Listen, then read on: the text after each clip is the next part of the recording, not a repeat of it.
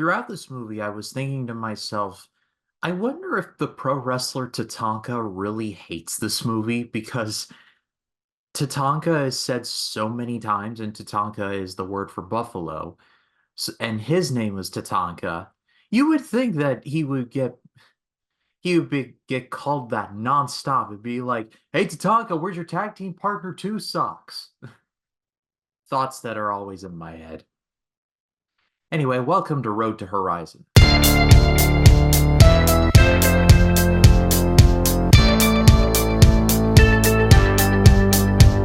Everyone, my name is Ryan Cam, and welcome to The Road to the Horizon, with Horizon, an American Saga, Chapter 1, coming into theaters at the end of this month.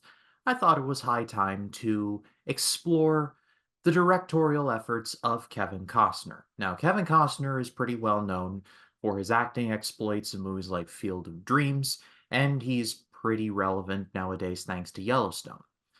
But he's also done a bit of directing, and not only has he done a bit of directing, he's won an Oscar for the very movie that I'm going to be reviewing today. He won the Oscar for Dances with Wolves. It's his only Oscar as a director. But I thought it would be interesting because there are only three movies that he has directed to review them all. This will be a pretty short road, so I'll only be covering Dances with Wolves, The Postman next week, and the week afterwards will be Open Range. And let me just get out in front of it and saying, because a certain Mr. Collins has asked me about this. I will not be reviewing Waterworld because Waterworld was not directed by Kevin Costner. It was directed by Kevin Reynolds. They are two different people, and unless Kevin Costner also directed 187 starring Samuel L. Jackson and Risen starring Joseph Fiennes, yeah, then they're two completely different people. I'm only directing movies that Kevin Costner is billed as directing, which means Dances with Wolves, The Postman, and Open Range. Everybody got that? Any further ado, let's dive in, starting off with Dances with Wolves.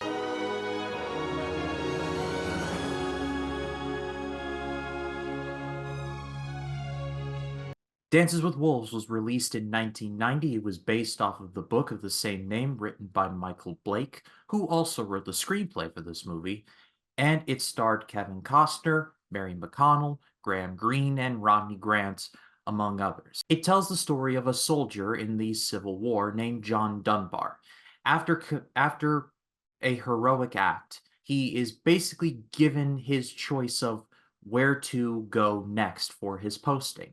He chooses the most western post that he could find, basically in what we now know today as the Dakotas. He chooses to go there because, in his own words, I've always wanted to see the frontier before it's gone. the post is in the middle of literal nowhere, nothing but field and a wolf that he names Two Socks to keep him company, and his horse named Cisco. But soon enough, he comes into contact with the local tribe of Sioux Indians. And over the course of time, Dunbar becomes one of the tribe. He gets a name, dances with wolves. He becomes a warrior alongside them, fighting against a rival Pawnee tribe, and falls in love with a white woman who was basically adopted by the tribe after a Pawnee raid, named Stands with a Fist, played by Mary McDonnell. From what I have researched, Kevin Costner was the man in the late 80s to about the early to mid 90s. He had starred in movies like Field of Dreams, Bull Durham, and others, and would have success after this period, but from like 85 to 95, Kevin Costner was the man. Like, he had a license to print money, and not only print money, but also get tons of accolades. Case in point, Dances with Wolves. This movie was nominated for 12 Oscars and ended up winning 7, including Best Picture, Best Director, and Best Original Screenplay, or Adapted Screenplay, excuse me. And it became only the fourth Western to win Best Picture after Cimarron, No Country for Old Men, which is, quite frankly, weird why they call it a Western, but anyway, and Unforgiven. I had seen clips of this movie forever and ever, but I had never seen the movie from beginning to end. And now that I have seen it, yeah, the awards praise was well deserved. This is an epic in every sense of the word. I don't think the movie's perfect. I do have a definite flaw with it. I do have a definite problem. But in the grand scheme of things, it's not that big of a deal. It doesn't kill the movie for me. This is a beautiful movie, both in story and in scale. Let's tackle the latter first. The scale of this movie is absolutely gorgeous. You can tell this movie was shot on location. You could tell that Costner basically herded herds of buffalo and led and just basically had to lead like hope that these buffalo cooperated in order to get the results that he wanted. This would be CGI'd to death today, but you could tell that these were real buffalo, real horses, and as close to real gunshots as you can get for a movie like this. The cinematographer was Dean Semier.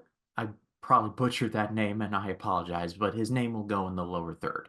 But he is an Australian filmmaker known for movies like Mad Max, Mad Max Beyond Thunderdome, and The Road Warrior, as well as movies like Young Guns, another Western, and the Disney version of Three Musketeers, which is one of my all-time favorites. The dude has credits, is what I'm saying, and every shot in this movie looks absolutely stunning. From the very beginning to the very end, there is not a second in this movie where I was like, yeah, that's fake.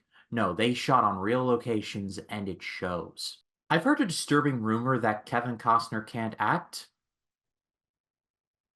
Okay, that's a weird flex, but I disagree.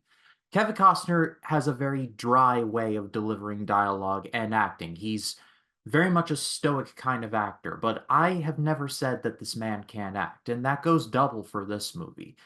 He plays a very complicated character. You don't know much about John Dunbar. You just know that he is a soldier who basically, after doing this heroic act, he just wants to get away from it all. Hell, the heroic act in question started off as a suicide attempt. He knew that his foot was going to get cut off via amputation because he was shot in the leg, and in the Civil War, there was no such thing as medicine. The medicine was the hacksaw. See the ending of Saw if you want further proof of that.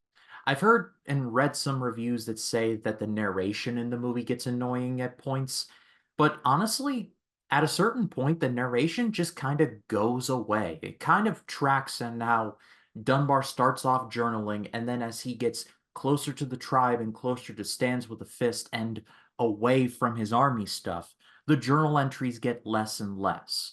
And as deeper into the Native American life he goes, and the more he shuns his army life, the journal entries or lack thereof represent that. So narratively, at least to me, it makes sense. Mary McDonnell is good in the movie as Stands with a Fist. You don't know a ton about her either. All that you do know is that she lost her husband before the movie started and that she was adopted into this Sioux tribe after her family were killed mercilessly by the Pawnees.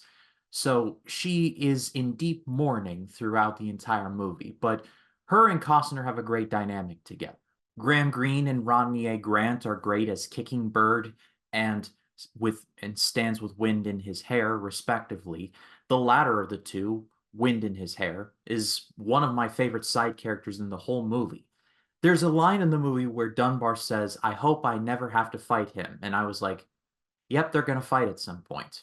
But the fight doesn't happen. They actually are pretty good friends throughout the movie, and the ending with Dunbar and Wind in his hair is honestly one of my favorite scenes of the whole movie, where Dunbar has to leave the tribe, and Wind in his hair says, "Do you see that you are my friend?" And he's screaming it from his horse, but saying it in the Sioux language.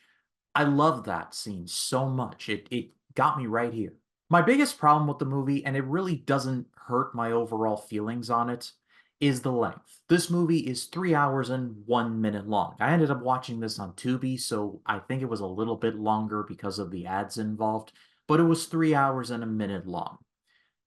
I've said it before and I'll say it again. I think I'm becoming a stickler when it comes to runtimes because It doesn't matter how long your movie is. If you are slow with your content, then it doesn't matter if your movie is 80 minutes or 3 hours. If you're slow, I'm going to say something about it. I mean, half of the new releases last year were 2.5 hours, and I hate that that is the new standard.